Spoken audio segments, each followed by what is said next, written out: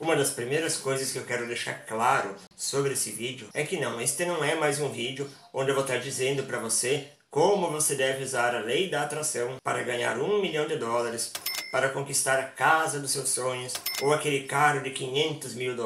Isso já tem um monte de gente fazendo e a gente pode perceber que não funciona dessa forma. Então no vídeo de hoje eu vou estar tentando mostrar para vocês algumas coisas sobre a lei da atração, algumas coisas verdadeiras sobre ela, para você entender por que não funciona como todo mundo fala, por que o povo está pegando uma informação, distorcendo ela e usando isso para te explorar. E com isso espero ajudar você a entender que o universo funciona sob leis que visam auxiliar a nossa evolução e não necessariamente aquilo que a gente anseia com o nosso ego. É interessante que se você observar, a maioria das pessoas que vem com aquela ideia, use esta forma da lei da atração para você conquistar todos os objetivos da sua vida, você vai ver que a vida do cara muitas vezes é uma porcaria e que a própria lei da atração não funcionou para ele. Então quer dizer, as pessoas estão o tempo todo tentando te ensinar um negócio que não funciona nem para elas. Mas obviamente tem muito interesse por trás, tem alguma coisa muito mal explicada, alguma coisa que as pessoas não compreendem adequadamente e elas usam isso para explorar a boa vontade das outras pessoas. Então se inscreve no canal, dá um joinha no vídeo e deixa rodar a vinheta, que depois da vinheta a gente vai falar sobre a lei da atração.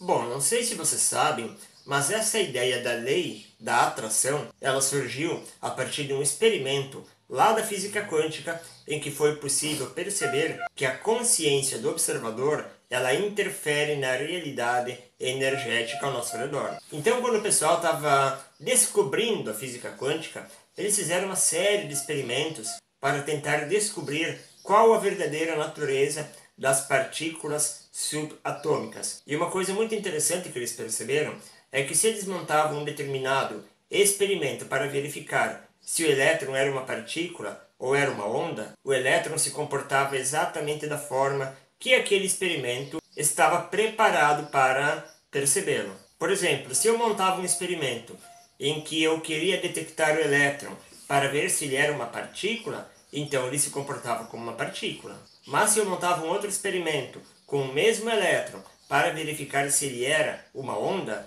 então ele se comportava como uma onda. Aí o pessoal começou a perceber que cada vez que alguém estava observando, cada vez que alguém estava tentando descobrir a natureza do elétron, o próprio indivíduo estava mudando a realidade dele e fazendo ele se comportar daquela determinada forma. Só que, cara, presta atenção, isso é um elétron ou um fóton, é uma partícula subatômica. Mas aí algumas pessoas, talvez não tão bem intencionadas, pegaram essa ideia e começaram a dizer, não, peraí, se eu posso determinar se eu quero ver o elétron como partícula ou como onda, então quer dizer que eu posso determinar toda a realidade à minha volta. Quer dizer que a minha consciência tem a possibilidade de transformar tudo ao meu redor. E isso ganhou ainda mais força quando eles perceberam que era impossível determinar a velocidade e a posição do elétron ao mesmo tempo. Sempre que eles tentavam perceber ou tentavam detectar qual a velocidade com que o elétron se locomovia, eles acabavam alterando a posição dele. Portanto, já não era possível medir a posição. Cada vez que eles tentavam ver em que posição ele estava naquele exato instante, acabava mudando a velocidade dele. Então era impossível você detectar as duas coisas exatamente ao mesmo tempo. Novamente, algumas pessoas compreenderam que o observador, que a pessoa que estava fazendo esse experimento, ele estava interferindo na realidade. E de certa forma pode até ser, só que a gente não pode esquecer que o elétron, o fóton ou qualquer outra partícula subatômica são partículas de tamanho infinitamente pequeno, que de fato muitas vezes o simples instrumento que você utiliza para fazer o experimento com ele já altera a realidade dele. Então você precisa entender essa questão para compreender o porquê que muitas pessoas tiveram aquela sacada, ou sacada não, mas aquela ideia de que você pensar alguma coisa vai fazer a realidade ser transformada como um todo. E daí veio aquela ideia que foi trazida pelo livro e pelo filme O Segredo, de que você teria todas as condições para materializar ou para fazer o universo trazer de mãos beijadas $1 milhão para você. Ou que você poderia materializar, fazer o universo de alguma forma, dar para você extremamente de graça uma casa de $1 milhão, um carro importado, ou até mesmo a namorada dos seus sonhos. O princípio, de certa forma, de que o teu pensamento ele altera algumas coisas, ele é verdadeiro, porque a gente pode perceber muitas vezes que o pensamento positivo de uma pessoa pode fazer a sua saúde apresentar um estado melhor ou pior, pode fazer a pessoa sair de um quadro clínico de uma doença e ir em direção à saúde. Só que se essa lei funcionasse para outras coisas, a gente, cara, todo mundo no universo ia estar ganhando facilmente $1 milhão todo dia, toda semana, com um simples estalar de dedos. Outro dia eu cheguei a ver num site a seguinte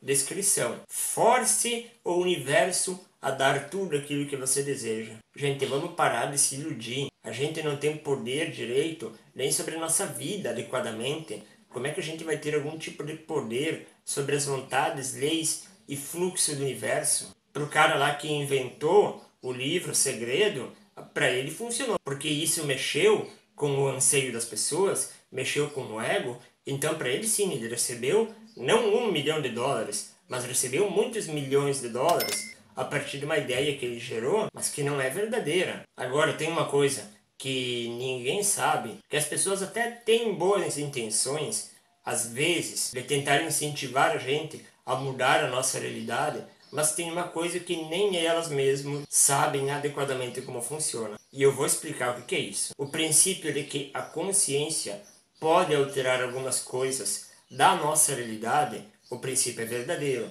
Só que muitas pessoas elas confundem consciência com mente. Elas confundem consciência com ego. E sempre que elas tentam criar algo para a vida delas, elas sempre partem do ego, nunca da consciência ou da alma, do espírito, como você quiser chamar. Um cara que explica muito bem isso é o Amit Goswami. Ele traz para nós a ideia de que a consciência, não a consciência da pessoa, não a consciência minha, do meu eu, do seu eu, mas a consciência como um todo, ela é a própria substância do universo. E tudo que existe é uma modificação ou uma manifestação da consciência, ou simplesmente macroconsciência. Então a nossa consciência individual, ela é apenas um aspecto dessa grande consciência cósmica. A nossa consciência individual é uma pequena gota do oceano todo da consciência cósmica. Só que a gente vai perceber que a fonte real de criação no universo, ela não é no nível individual, ela é no nível macro, ela é no nível cósmico. E apenas alguns poucos, mas pouquíssimos mesmo, indivíduos que transcenderam já o seu ego e que já estão, de certa forma, mergulhados nessa consciência cósmica, eles sim têm poder de criar alguma coisa. Só que a maioria dos seres humanos, 99,99999% dos seres humanos, ainda é dominada pelo ego, ainda não transcendeu o próprio ego. Então o que significa isso? Significa que a lei da atração,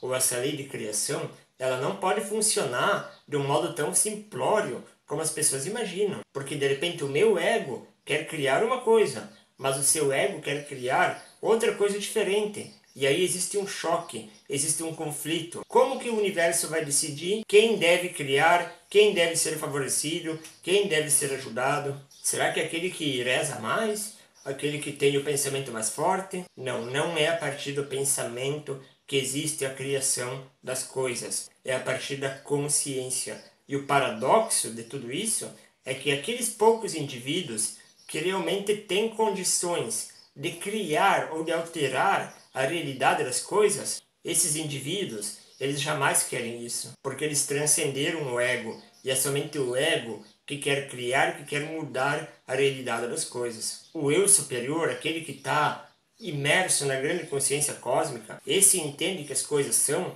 exatamente como precisam ser. Ele entende que todas as coisas estão em seu devido lugar. Por que criar uma realidade diferente? Por que ir contra o fluxo do todo? Então é por isso que eu nunca cair nessa lábia, nessa de dizer que a lei da atração vai te ajudar a criar uma coisa maravilhosa para sua vida. A grande questão é que o universo todo, ele sempre se manifesta de um duplo aspecto. E se você quiser, aí vem a sacada, se você quiser observar o aspecto partícula, observa. Se você quer experimentar ou observar o aspecto onda, então você observa. Da mesma forma é com a sua vida. Se você quiser focar, manter o seu foco apenas nas coisas negativas, vai fundo, a escolha é tua.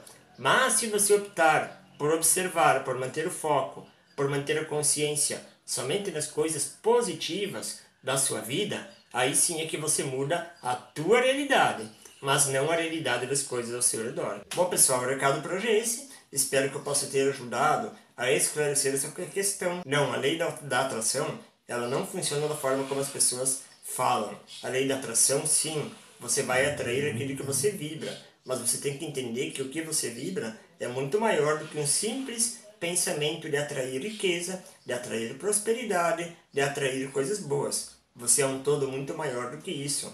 Você é um todo de muitas vidas que você está construindo há muitas encarnações. E a gente não tem a mínima condição de saber o que o teu inconsciente está vibrando ali e que você nem sequer percebe. Você sim atrai aquilo que você vibra, mas o que você vibra não se muda de uma hora para outra, não se muda pelo pensamento, não se muda por sentimentos, ele se muda pela real expansão da consciência. E isso só acontece transcendendo o ego. Muita paz a todos, namastê, e até o próximo encontro.